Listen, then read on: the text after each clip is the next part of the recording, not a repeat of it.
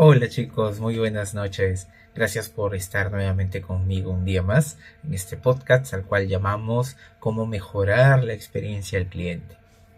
Recordemos que en temas anteriores habíamos dicho que la empatía era un problema más que una solución al momento de ejecutar este proceso de atención a los clientes. Recuerdan que habíamos dicho que la empatía era todo proceso el cual las personas al momento de querer conectarnos con otra persona en un momento de necesidad de una de ellas, abríamos nuestros corazones y nos poníamos atentos a escuchar en este caso la conversación, a sentirnos cercanos, ya sea a través de tocándonos las manos o poniendo la mano en el hombro, en diferentes situaciones, dependiendo en este caso de lo que nos esté pasando, ya sea para acompañar a una persona en un momento difícil o escuchar simplemente un desfogue de una persona en un mal día.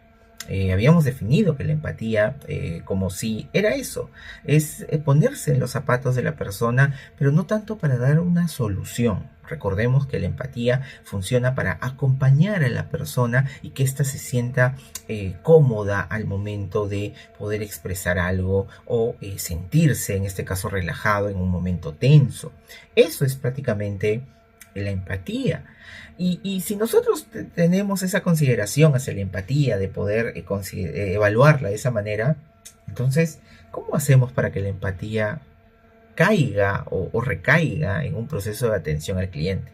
La verdad de las cosas es que para las personas que han pasado por una evaluación para ser representantes de atención al cliente, ejecutivos de atención al cliente, ya sea atención presencial, ya sea atención omnicanalidad, remota, etcétera, a todos nos han metido la idea de que la empatía es importante en un proceso de atención.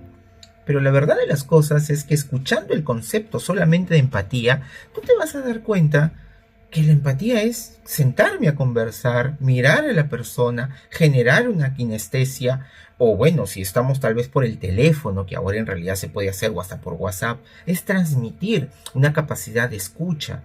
Pero no solamente está relegado a eso, sino también de que la persona se sienta acompañada, se sienta escuchada, se siente atendida.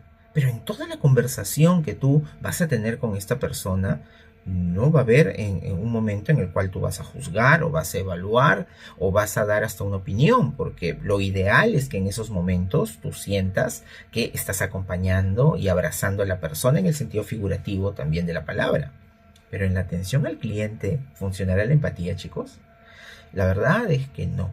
La empatía puede ser más un problema que una solución o que forme parte del proceso por el cual uno tiene que ejecutar al momento de estar atendiendo a alguien. Y lo ponemos muy sencillo. Si, por ejemplo, decimos que en todo tipo de trabajo tenemos que ser empáticos, imagínate, si un policía tiene que ejecutar un plan de acción para resolver un problema y si va a estar pensando en que va a tener que ser empático para ambas partes, ya sea una parte que puede estar en ese momento acusando a alguien o teniendo que defender a alguien, el policía en ese momento va a ser lo menos empático posible con la situación en ese momento de las dos personas, sino con tratar de resolver y tranquilizar la situación para ambos. No hay manera de que podamos ser empáticos ni con uno ni con otro, o injustamente seamos empáticos con uno y no con otro. En realidad, la empatía es de poner a prueba el conjunto de tus sentimientos. Y lo que tiene que hacer el policía en ese momento es reprimir todos sus sentimientos para hacerlo más justo y, en este caso, equilibrado posible, porque él no conoce el contexto, solamente está aconteciendo un acto y no se va a poner a pensar ni evaluar qué es lo mejor, a quién va a ser o con quién va a ser más empático en ese momento. Igual sucedería con una enfermera o un doctor. Imagínense, si el doctor en ese caso pusiera a prueba sus sentimientos para poder yo usar la empatía en ese momento, pues imagínate, si hay una persona que está llorando, su familiar, porque quiere que lo salven, si en ese momento seríamos empáticos, el doctor se pondría a llorar, la enfermera se pondría a llorar juntamente con el familiar. Y lo que menos tiene que en ese momento poner a prueba el profesional en ese momento es usar su empatía. Por ahí algunos en algún momento en una capacitación donde yo estuve me dijeron, no, la empatía no se trata de eso en el campo profesional. En el campo profesional se trata de que tú hagas bien tu trabajo, de que tú hagas bien las acciones que resuelves. Ya, pero eso no es empatía. Ya, no tratemos de tergiversar el concepto de empatía para poder adaptarlo a un proceso. En realidad, el proceso de atención tiene otras partes, tiene otros contextos, tiene otras formas de llevar, tiene un flujograma diferente en donde si aplicamos empatía no sirve. Y les pongo a prueba lo siguiente. Imagínense que ustedes están acercándose a un módulo de atención. Digamos que es un módulo de atención de reclamos, ¿bien?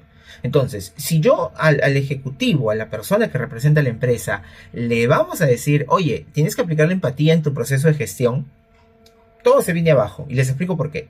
Porque la actitud con la persona que va a venir a reclamar es totalmente desafiante, es totalmente frustrada, es totalmente iracunda, es totalmente irascible. ¿Y por qué? Porque obviamente le está pasando un problema y lo menos que quiere alguien es acercarse a resolver un problema o reportar un problema, porque todo debería funcionar bien. Entonces, la actitud con la cual esa persona va a llegar al mostrador o va a llamar para expresar su problema va a ser esa, lo que acabamos de decir, iracundo, irascible, totalmente frustrado, colérico, y por eso se va a expresar así.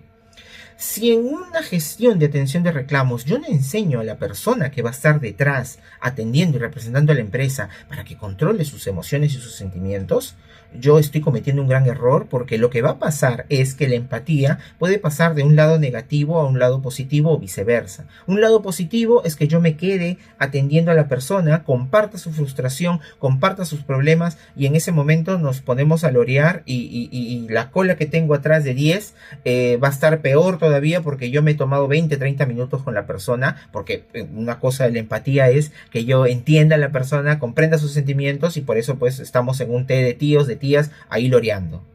Esa es la parte positiva en donde supuestamente la empatía tendría que entrar.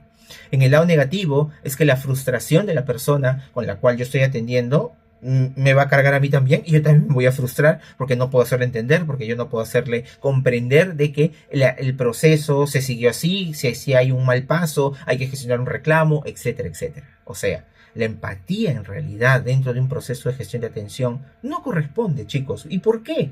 Porque lo que va a hacer es trabajar tus sentidos, tus sentimientos de una manera incorrecta. Lo que se debe hacer en una gestión de atención, por ejemplo, la que estamos diciendo de reclamos, es gestionar de la manera más fluida posible, explicando. Un ejemplo, en una situación de gestión de reclamos se maneja en 4 etapas, que es escuchar, en este caso, porque definitivamente si tú estás haciendo una gestión de atención, tienes que escuchar, tiene que haber un tiempo para escuchar. Sin esto no funciona. Si tú simplemente pones cara y palo y simplemente le estás escuchando a la persona de una manera en que estás de una manera confrontacional con la persona y sin ningún gesto, sin ninguna kinestesia, esa persona ni siquiera se va a abrir para expresarte y solamente te va a transmitir su cólera y su ira.